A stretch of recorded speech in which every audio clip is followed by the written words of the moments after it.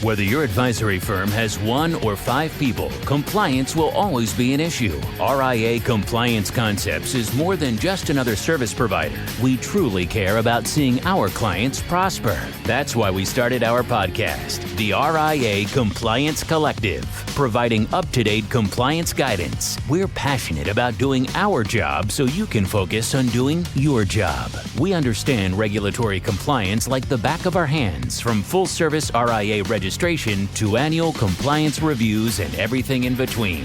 We're here to get you there. Hey everyone, welcome back. I'm Megan Campbell. We have the whole team on the RIA Compliance Collective today. Hey Ivan, hey Collin. Hey Megan, how are you doing this morning? I'm pretty good. I'm happy that we got the whole team on. How about you, Ivan? I'm good. Well, just a heads up, Megan and I are in the same room recording the podcast. It's super weird. We're usually if we're all in remote locations, well, not like as in remote, like in Africa and stuff like that, but in our respective offices. So we're actually in studio today, so to speak. It is definitely different. It's definitely different. But it's definitely nice to see Megan and talk to Megan directly. It's just, we need better equipment. Yeah. We do not record in a professional podcasting studio. Yeah, we're not in a professional podcast studio. So we've got like jury rigs stuff, and it's like there's background noise, and she sounds like she's doing kung fu audio. I hear her saying the words, and there's a delay. So anyway, whatever. Yeah, it is what it is. It sounds good. Mm-hmm. We did a test run, but it sounds good. And if you can't tell already, most of our podcasts are very formal, but we wanted to kind of let everyone in on our little fireside campfire discussions. A little bit more informal this go around. Yeah. Typically what happens, when we start chatting on the phone or even after recording a podcast, it's definitely not as formal as our other podcasts seem. So, we'll just have a little campfire discussion today. Where's the marshmallows? First off, I know when we kind of get together, we always talk about some random things that come up with regulators, proposed rules, and anything like that. And there's a proposed rule right now about having investment advisor reps have a continuing ed aspect of their registration. Ivan, can you shed a little light on that?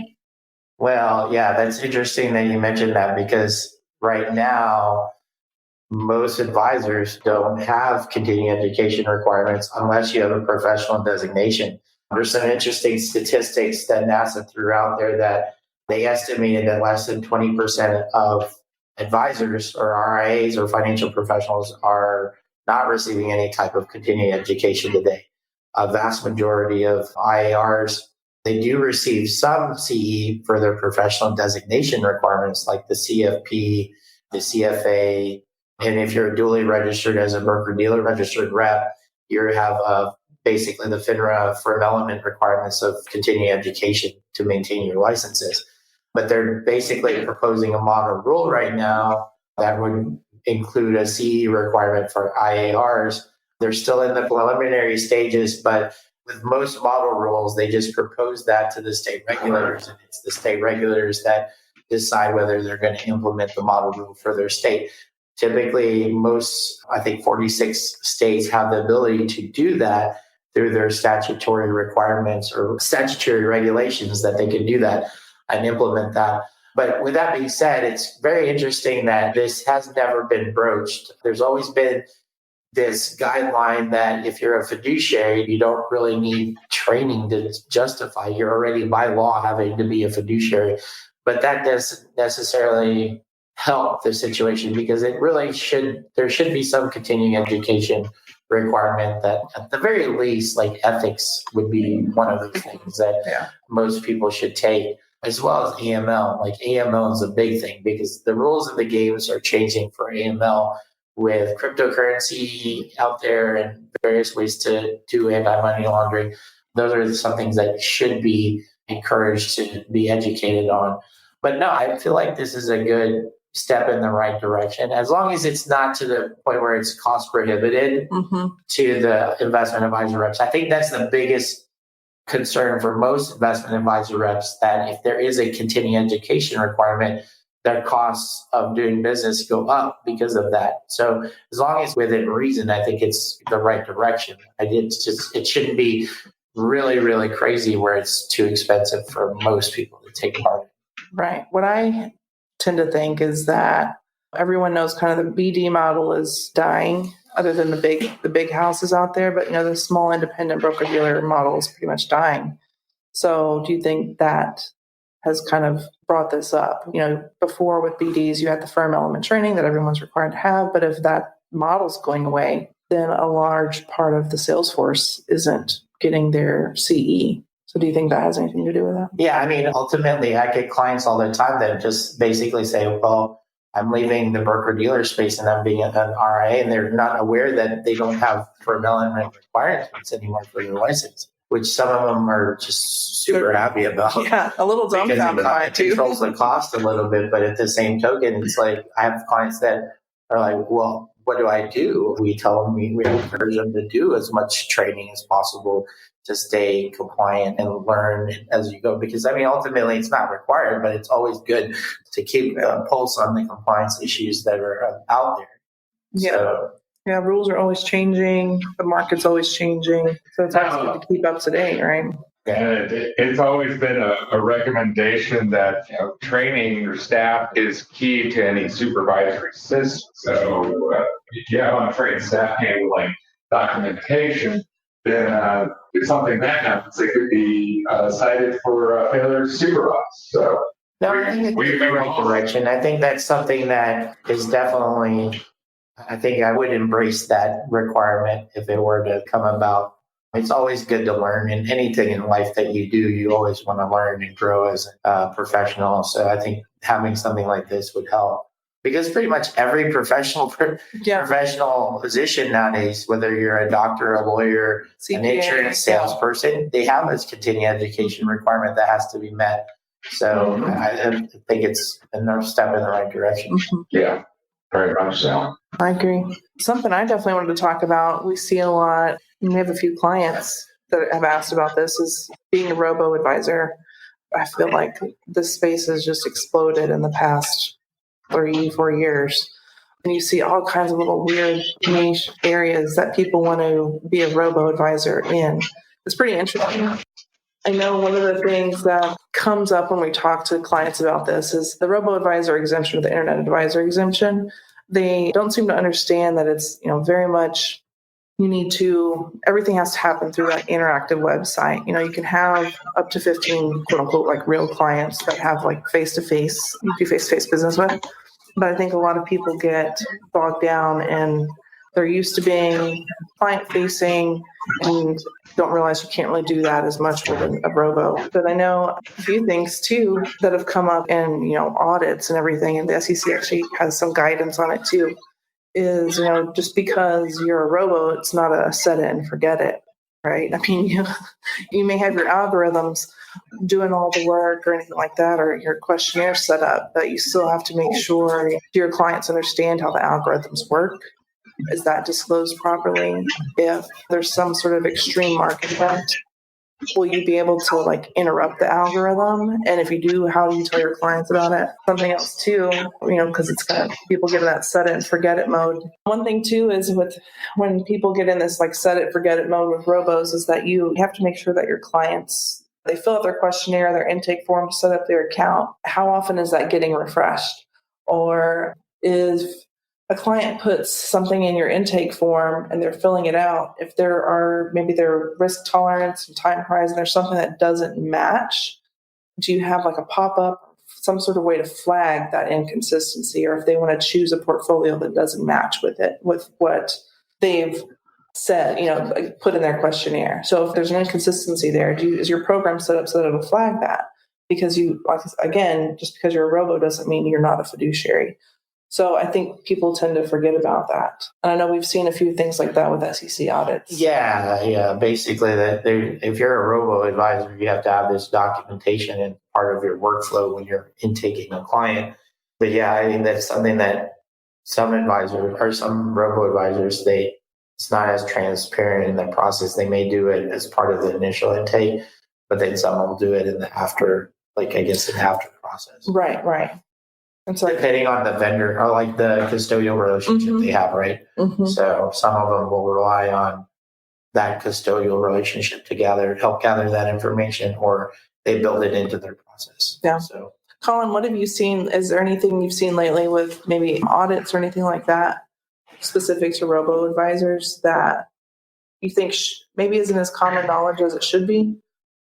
Oh, well, the big thing is that a lot of due diligence and writing up a good business continuity plan to be able to cover any interruptions in service, because we're talking about complex programs, not only with the algorithms on the advisor side, but the APIs connecting to the custodian in order to conduct those trades. So that's been kind of hammered on. What you basically approached to earlier is that what happens if there's a market disruption? What happens if there's a disruption in operations, either at the custodian or at the advisor, and the backup plans to be able to secure your clients' portfolios. So that's one big point that's been hammered on with that. One thing that they have to look out for is that I've seen is that they don't directly contact their clients on a regular basis. They're not allowed to provide direct investment advice to their clients more than 15 per year. In other words, they're going to blow their exemption for an internet advisor if they go above that number. So that's another point that you kind of have to stress out to any advisor that wants to jump into the space and apply for that exemption, so they can get registered with the SEC and not have to register with 18 different states. So, Right, because we just had that conversation this morning. Yeah. the whole point of this, when we say exemption, it's mainly an exemption so that you can be registered with the SEC without meeting their large advisor $100 million AUM mark. Because with an internet advisor, all of your services are offered on obviously the internet. If you end up registering with the state that you're located in, and then you get 6 clients in 5 other states, and usually these are very nominal accounts. That's a lot of legwork. And so that was kind of one thing the SEC, I think they were pretty proactive on, because this rule's been around for quite a while. And this really helps a lot of people out. But I think you're right. With the 15 real life clients that you're capped at, it's something to definitely be aware of. That also makes sure a robust cyber policy, so that you can prevent, detect, respond to any sort of cyber attacks.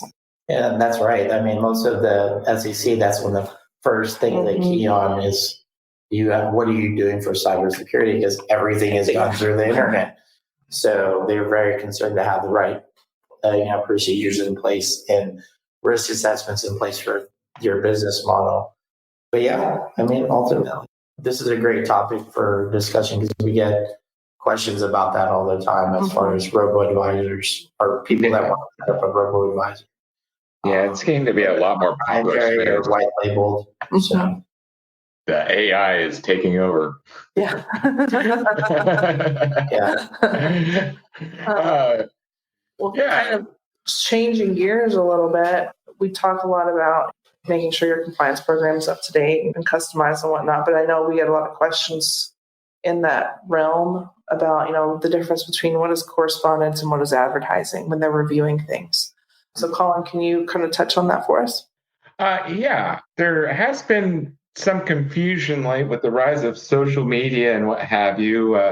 What registers as correspondence and what registers as advertising, and where are the risks that they have when they're conducting those activities. Advertising, if you want to build your business, is the key factor. And correspondence, if you want to keep your business, you have to have a correspondence method, right?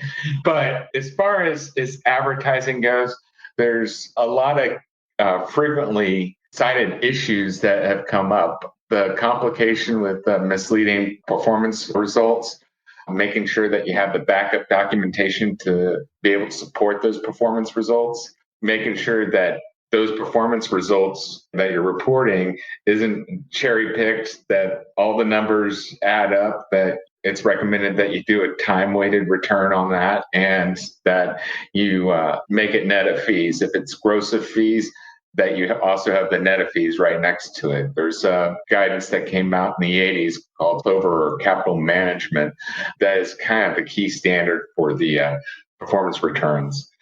Another couple of items is any misleading claims that could be posted on any of the websites or presentations, any misleading recommendations, and even down to, and this kind of kicks over into correspondence, the misuse of professional designations.